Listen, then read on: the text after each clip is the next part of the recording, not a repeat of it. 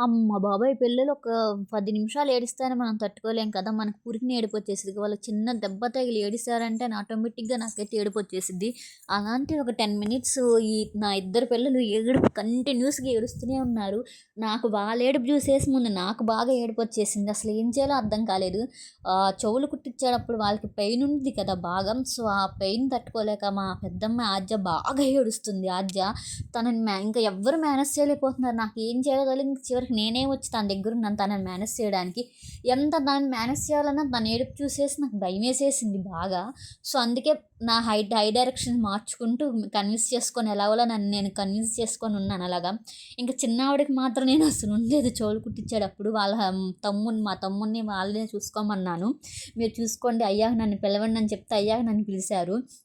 వాళ్ళు ఒక 10 minutes, 15 minutes దాకా ఏడుస్తూనే ఉన్నారు కంటిన్యూస్‌గా అమ్మా పెయిన్ అంటూ.